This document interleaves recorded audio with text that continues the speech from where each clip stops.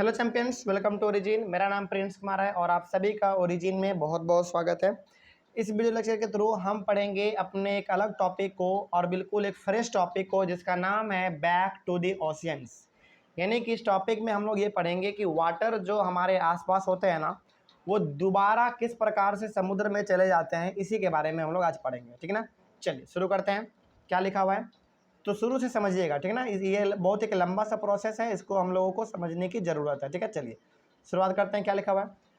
Snow in the mountains melts into water, this water flows down the mountains in the form of streams and reverse. देखिए, जितने भी हमारे बड़े बड़े पहाड़ है ना, उस पहाड़ पे क्या है? बर्फ़ है, वहाँ पे स्नो गिरता है, यानी कि वहाँ पे बड़े बड़े पत्थर के गोले गिरते हैं, वहाँ पे बर्फ़बारी भी होता है हमारा, और उसके साथ ही साथ बड़े बड़े पहाड़ पे ना बर्फ़ भी रहता है हमारा, है ना। तो वो बर्फ़ पहाड़ पे से क्या होता है, पिघलता है।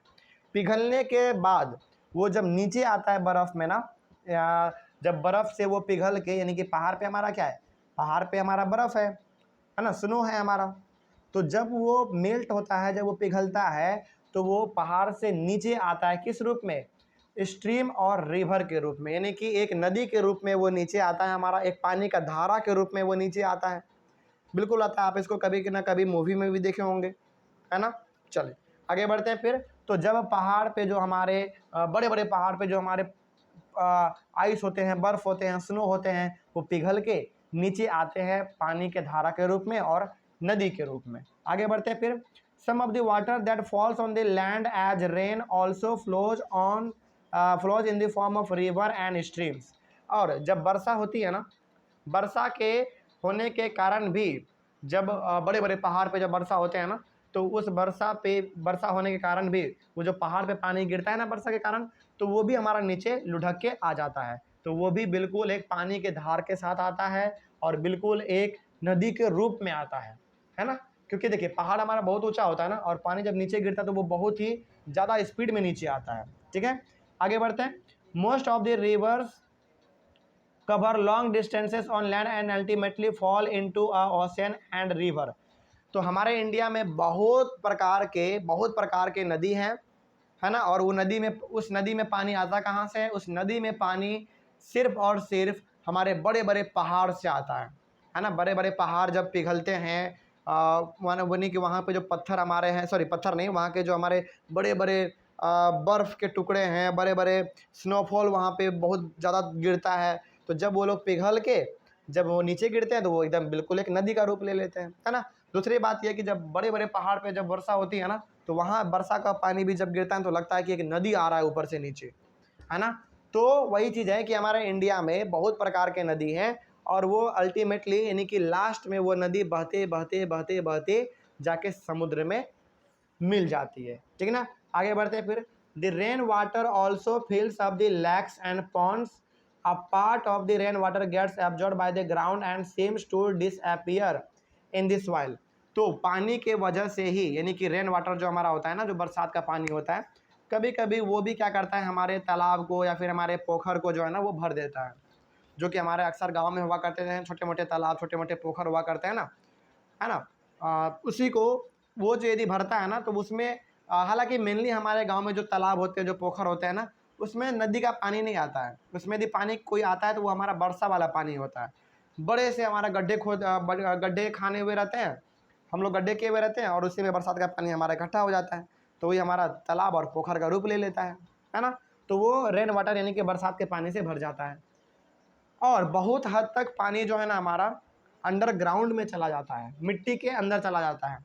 ठीक है ना, और मिट्टी के अंदर जाते ही पानी हमारा गायब हो जाता है, हम लोग देख नहीं पाते हैं, क्योंकि मिट्टी उसको सोख लेता है। आगे बढ़ते हैं। Open wells are fed by ground water. Ground water is this source of many lakes as well. देखिए, जो हमारा वेल है ना, यानी कि जो कुआं है, कुआं में हमारा पानी कहाँ से आता है? क्या हम उसमें पानी पाइप से भरते हैं क्या?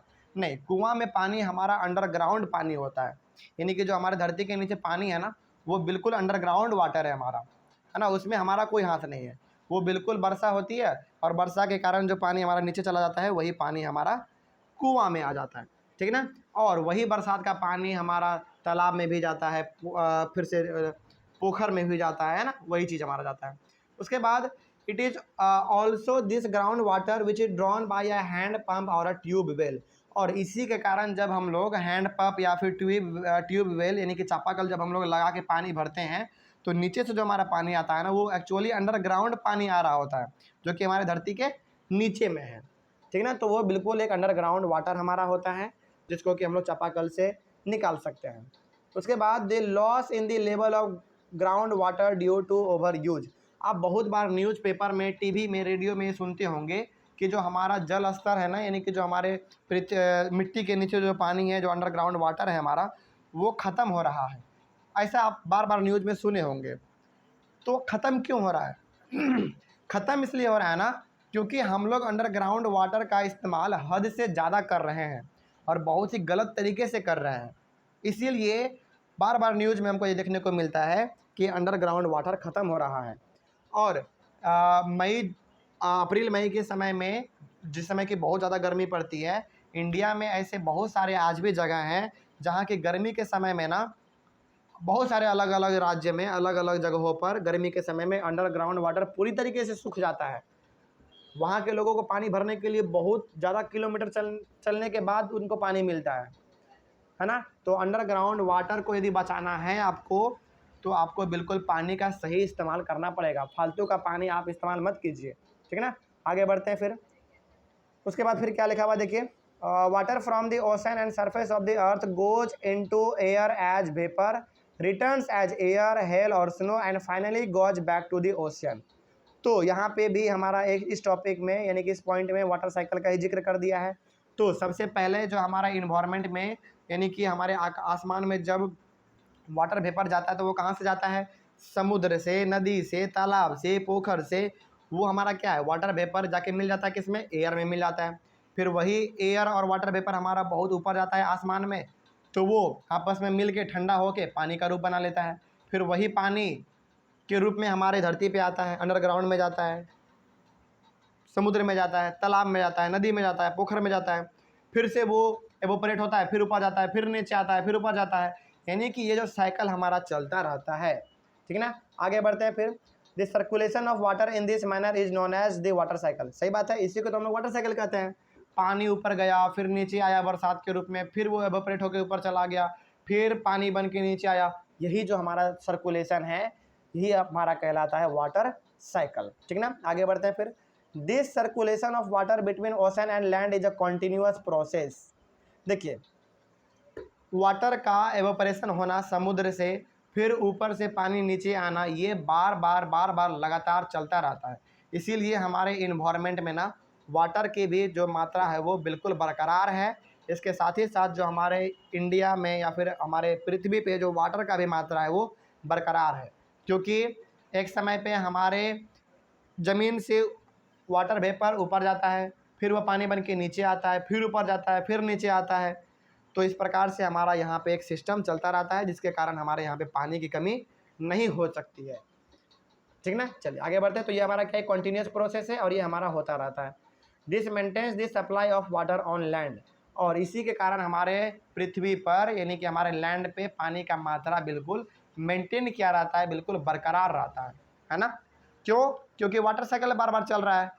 कई बार पानी ऊपर जा रहा है बादल बन के, फिर नीचे आ जा रहा है, फिर वो ऊपर जा रहा है वाटर वेपर बन के, फिर बादल बन के नीचे आ जा रहा है ना। तो ये बार बार प्रोसेस हमारा चलता रहता है और ये कभी भी रुकता नहीं है, ठीक ना। तो ये हमारा टॉपिक हो गया बैक टू द ओशंस के बारे में।